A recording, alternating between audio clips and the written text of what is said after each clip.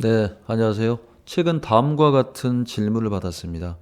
2022년 집값이 오를 것인지 아니면 하락할 것인지. 그런데 말씀드리면 집값의 예측은 조심스러워하지 않습니다. 그래서 다음과 같은 설명을 하였고 여러분들에게도 참고가 되었으면 해서 영상을 올립니다.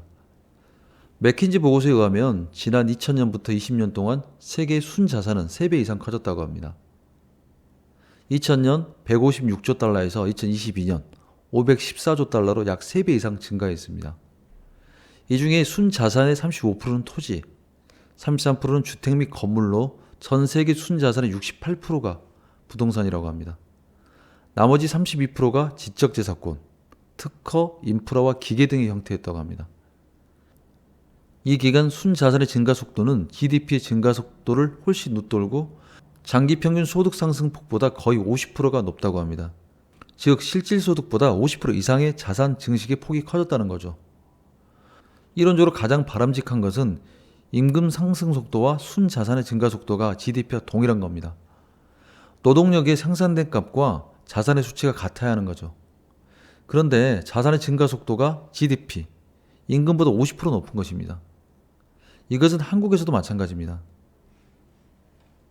위의 표는 서울의 소득 증가입니다. 거의 10년간 변화가 없었습니다. 그런데 주택값은 다음과 같습니다. PIR은 주택가격을 소득으로 나눈 것으로 소득을 한 푼도 사용하지 않을 경우 집을 사는 데만 걸리는 기간입니다. 즉 서울은 12년이 걸린다는 겁니다. 10년간 PIR이 30% 이상 증가했습니다. 왜 이런 현상이 생긴 걸까요? 이와 같이 결국 아파트 가격의 상승은 시중의 화폐 유동성에 좌우되며 시중의 유동성이 커질수록 화폐의 가치가 하락할수록 자산 가격은 높아지는 겁니다. 시중에 화폐량이 많다는 것은 화폐 가치가 하락했다는 것이고 그로 인해 화폐 가치 하락으로 자산 가치는 상승했다는 것입니다. 따라서 2022년 집값을 예상을 하면 2022년 시중의 화폐 유동성이 가장 큰 변수가 될 것입니다. 이는 미국도 마찬가지입니다. 2008년 금융위기 그리고 2022 코로나 위기로 막대한 양의 화폐를 시중에 유포한 미국도 결국 화폐 가치 하락으로 인한 자산 가치의 상승 유발을 가져온 겁니다. 이렇게 막대한 화폐 유통량은 채권 매입과 시중의 저금리의 대출로 일어난 거죠. 화폐 가치 하락. 인플레이션을 막는 방법이 테이퍼링 또는 기준금리 인상, 대출금리 인상으로 시장에 유통되는 화폐의 양을 조절하는 방법이 유일합니다. 현재 정부에서는 대출 총액 규제와 대출 금리 인상으로 인해 시중의 화폐 유통량을 줄이는 정책을 사용하고 있습니다. 이대로라면 분명 유동성이 줄어들고 그로 인해 자산가치 상승, 즉 집값은 둔화될 것입니다. 그렇지만 두 대선 후배 재난지원금이나 청년지원금 등의 재정 지출이 늘어나고 있고 40조에 이르는 토지보상금 등이 시중에 풀리면서 유동성을 줄이기에는 한계가 있어 보입니다.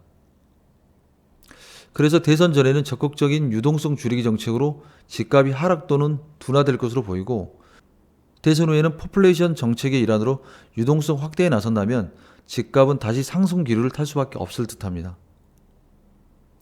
그래서 맥킨지 보고서의 결론을 보면 우리에게 의미심장한 것을 전해줍니다.